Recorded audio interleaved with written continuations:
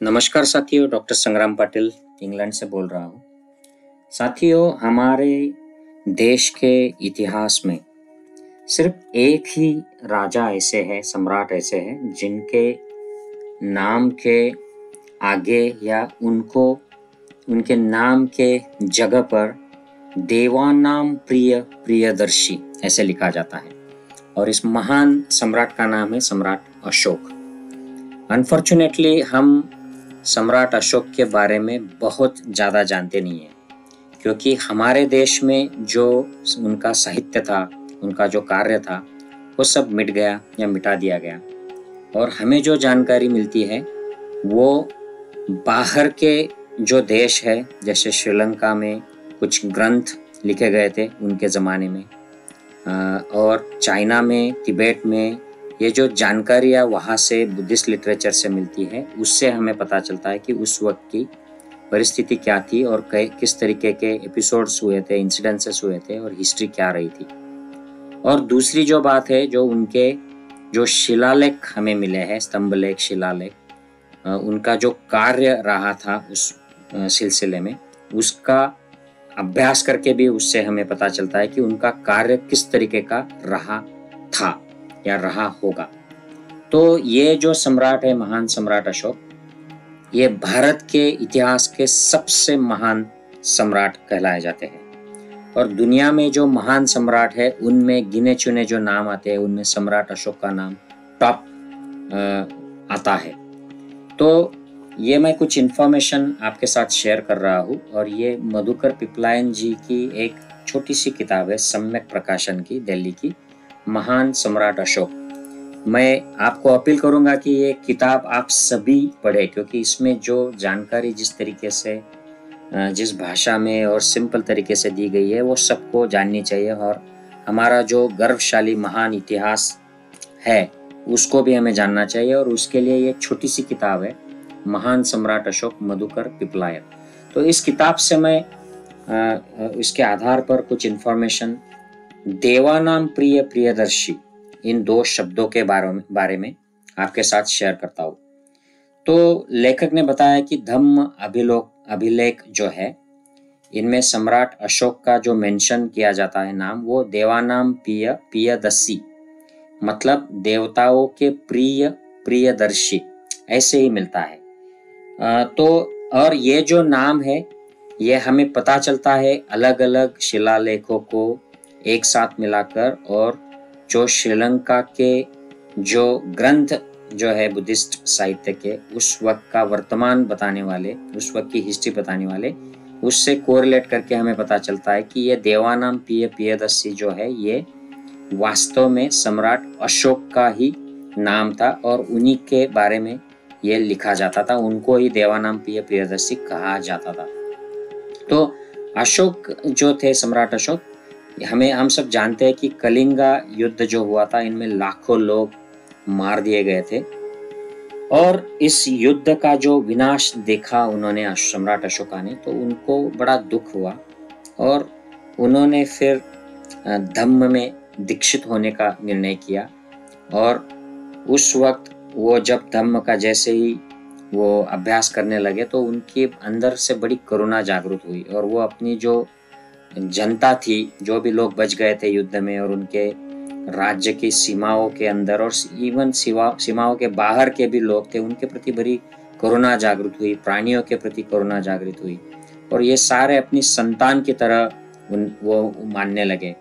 और समस्त प्राणी मात्र की रक्षा करने के लिए उन्होंने काफ़ी सारी कल्याणकारी योजनाएं अपने पूरे राज्य भर में लागू की।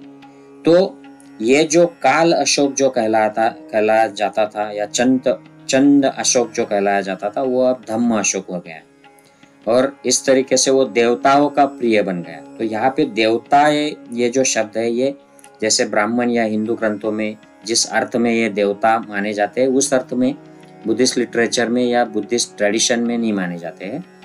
देवता ये मानसिक अवस्था मानी जाती है, ये ब्रह्म भी मानसिक अवस्था मानी जाती है। तो देवता, ब्रह्म, इस अवस्था को पहुंचे हुए काफी सारे लोग भगवान बुद्ध के धम्म से प्रेरित होते थे, भगवान बुद्ध से प्रेरणा लेते थे, उपदेश सुनते थे। ऐसे काफी सारे वर्णन बुद्धिस्ट लिटरेचर में है। तो ये सिर्फ मानसिक अवस्था है। तो बौद्धों की जो थेरवादी यानी स्थविरवादी परंपरा है उसमें देवता भी मनुष्य प्राणी की तरह ही बताए जाते हैं। इनको ब्राह्मण ग्रंथों की तरह एक दैवी स्वरूप नहीं होता है। और वहां पे उनसे रिलेटेड ये मान्यताएं, अंधश्रद्धाएं या कर्मकांड ये नहीं किए जाते हैं। तो इस माने में वे देवानाम प्रिय प्रियदर्शी थे और ये विशेषण जो उनको दिया गया था ये उनके कार्य की वजह से दिया गया था। तो अशोक ने अपने अभिलेख जो थे उनमें ये अनेक बार कहा है कि सभी प्राणियों के हित से बढ़कर कोई बड़ा कार्य नहीं है। वह प्राणियों के प्रति उनके ऋण से उऋण होना चाहता था और इस प्रकार वो अच्छे कर्मों के कारण उनको देवानाम प्रिय, देवताओं का प्रिय ये नाम से वो उस जमाने में प्रसिद्ध हो गए थे। तो आगे चलकर ये प्रथा हो गई थी, भारत में जो भी राजकुमार राजा हो जाते थे, राजकुल के लोग होते थे, उनको देव शब्द का प्रयोग होने लगा आगे चलकर। बौद्ध परंपरा में देव शब्द का अर्थ एक अलग अर्थ हुआ करता था। देव भूमियों से जो उत्पन्न प्राणी है उनको भी यह शब्द इस्तेमाल किया जाता था और ऐसी 26 देव भूमियों का वर्णन अभिधम्म जो संग्रह है उसमें आया है। यह प्राणियों को विशुद्ध देव कहा गया है। इसमें तथागत के जो श्रावक होते थे, अरहंत होते थे, जो शील समाधि प्रज्ञा द्वारा अपने सारे निगेटिविटीज को निकाल कर शुद्ध जीवन प्राप्त कर लेते थे और एक अवस्था को चले जाते थे, उसको देव अवस्था कही जाती थी। उसके ऊपर ब्रह्म अवस्था होती थी और फिर कोई अरहंत या बुद्ध हो जाता था। तो ये परिशुद्ध होने के कारण उनको सभी जो प्राणी उस भूमि में है उनको देव शब्द का प्रयोग होता है। अतः इन्हीं विशुद्ध देवों के प्रिय होने के कारण अशोक को देवानाम प्रिय ऐसे कहा जाता था। तो ये उपाधि जो है ये मन की शुद्धि के लिए इस्तेमाल की जाती थी, लेकिन इसको बाद में फिर ब्राह्मण ग्रंथों में कुछ अलग तरीके से पेश कर दिया गया। दूसरा एक कारण जो है कि अशोक के समय भिक्खु भिक्खुनियों का जो नियम हुआ करता था, जिसको विनय धर्म कहते थे, उसका पालन करना काफी सारा रिलैक्स हो गया था। लोग जो भिक्खु थे, भिक्खुनी थी, वो पालन नहीं करते थे बहुत सारे।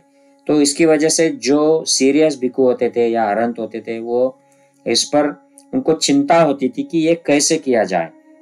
तो जैसे अशोक धम्म में प्रोग्रेस करने लगे, उन्होंने अपने गुरु मोगलीपुत्र तिस्स थे उनको रिक्वेस्ट की और ये बिगड़े हुए स्वरूप को परिशुद्ध करने के लिए उन्होंने उनसे डिमांड की। तो इससे भिक्खु संघ बहुत खुश हो गया और इस धम्मानुकूल कार्य करने की वजह से भी उनको देवानाम प्रिय वो कहलाने लगे। तो बौद्ध धम्म के जो प्रसिद्ध ग्रंथ है उसमें महावंश में ऐसे ही कुछ इस प्रकार की चर्चा आती है। वहाँ उल्लेख है कि बौद्ध संघ को जब राजाश्रय मिला तो उसमें काफी सारे संप्रदाय के लोग बौद्ध संघ में शामिल होने के लिए चले आए। तो उसमें बहुत सारे लोग सीरियस भी नहीं थे, तो वो इतना आचरण ठीक से नहीं करते थे। तो वो सम्राट अशोक ये सब जानते थे और उन्होंने फिर मोगलीपुत्र तिस्स जी को आमंत्रित करके उनको ऐसे धम्म विरोधी जो भिक्खु थे उनको पहचान कर उनको धम्म के संघ से बाहर करवा दिया था और इस माने में भी उनको देवानाम प्रिय, देवताओं के प्रिय ये जो उपाधि है उससे विभूषित किया गया। अब ये शब्द के साथ, देवानाम प्रिय के साथ प्रियदर्शी शब्द भी अभिलेखों में आता है। तो इस शब्द के बारे में मधुकर पिपलायन जी ने जो चर्चा की है वो इस तरह की है कि ये उपाधि जो है ये देव स्वरूप भिक्खु संघ तथा अरहंत भिक्खुओं द्वारा अशोक को ये उपाधि प्रदान की गई थी। और प्रियदर्शी का अर्थ जो जिसका दर्शन प्रिय हो। वैसे तो सम्राट अशोक के बारे में कहा जाता है कि वो इतने कुछ हैंडसम नहीं थे, लेकिन उनको देखकर लोग सपोर्टेड फील करते थे, वो उनको सुख लगता था लोगों को। तो उस अर्थ में उनको देखना लोगों के लिए प्रिय बात होती थी, सुखकारी बात होती थी। तो इसलिए उनको प्रियदर्शी ये नाम दिया गया था। तो ये बौद्ध साहित्य में प्रियदर्शी जो शब्द है ये सम्राट अशोक के पहले भी जो जातक कथा है त्रिपिटक में, उसमें अट्ठ कथा नाम की जो जातक अर्थ कथा है उसमें भगवान बुद्ध के जो अलग अलग जो बोधिसत्व के जातक थे उसमें एक नाम जो है प्रियदर्शी करके आता है। तो बड़ा पवित्र और रिस्पेक्टेड नाम ये जाना जाता है और इसी माने में ये सम्राट अशोक के लिए इस्तेमाल किया गया था उस जमाने में। तो ये अशोक जो है विश्व के इस तरह बड़े कल्याणकारी ऐसे सम्राटों में गिने जाते हैं और इनका काम जो था ये मनुष्य के लिए नहीं लेकिन पशु पक्षियों के लिए भी उन्होंने चिकित्सालय खुलवाए थे। अब ये गौर करने की बात है साथियों कि आज से 2300 साल पहले, ईस्वी सन के 300 साल पहले ये सम्राट अशोक हुए थे और उस जमाने में उन्होंने वेटरनरी हॉस्पिटल्स खुलवाए थे। रास्ते के सड़क के दोनों साइड्स में उन्होंने पेड़ लगवाए थे, पानी की व्यवस्था की थी और धर्मशालाएं की थी। जो लोग तीर्थ यात्रा पर जाते हैं या प्रवास करते हैं उनके लिए कुएं खोदे थे।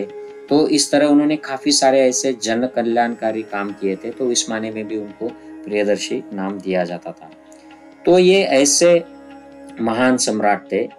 तो इनका कोई सिर्फ साम्राज्य की सीमाएं बहुत ज़्यादा है, सबसे बड़ी है भारत के इतिहास में, इसलिए उनको ये उपाधि नहीं मिली थी, लेकिन ये उनकी जो प्रजा के प्रति, प्राणी मात्रा के प्रति मैत्री की भावना थी, सहिष्णुता थी, इसके लिए उनका उल्लेख धम्म अभिलेखों में देवानाम प्रियदर्शी ऐसे राजा के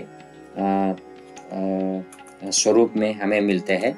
तो ये ऐसे हमारे देश के एक महान युग प्रवर्तक, क्रांतिकारी, जन कल्याणकारी और धम्म के रास्ते पर चलने वाले ऐसे राजा थे। उन्हीं की बदौलत आज जो अलग अलग देशों में धम्म उस जमाने में पहुंचा था वो आज हमें उपलब्ध है, वरना भारत में तो उनके राज्य पर जो आक्रमण कर दिया था पुष्यमित्र शुंग, उनके ब्राह्मण सेनापति ने, और उनकी उसके बाद जो धम्म के जो लोग थे, भिक्षु थे, भिक्षु संघ थे, विहार थे, उनका जो जिस तरीके से कैप्चर हो गया, डिस्ट्रक्शन हो गया, साहित्य डिस्ट्रॉय हो गया, वो तो भारत में कुछ बचा ही नहीं। वो सब टेक ओवर हो गया, एडल्ट्रेट हो गया, करप्ट हो गया, उसको बदल दिया गया उसके बाद। तो ये सम्राट अशोक की ही दूरदृष्टि थी कि उन्होंने काफ़ी सारे देशों में उस वक्त अरहंत लेवल के लोग भेजे थे, अपने खुद के लड़का और लड़की इनको भी, संघमित्रा और महेंद्र को श्रीलंका भेजा था और वहाँ पर लिटरेचर और धम्म की प्रैक्टिस दोनों चीज़ें उन्होंने भेजी थी। तो वो आज जीवित है वहाँ पर, भारत में तो ये पूरी तरह से मिट गई थी। तो ये ऐसे महान सम्राट को नमन करता हूँ और इनके बारे में ज़्यादा से ज़्यादा हमें जानकारी होनी चाहिए। तो आप ये वीडियो शेयर कीजिए, वीडियो को लाइक कीजिए, और मैं और कुछ वीडियो सम्राट अशोक के जीवन पर, उनके कार्य पर बनाने वाला हूँ। तो जुड़े रहिए चैनल से। टेक केयर साथियों, जय हिंद।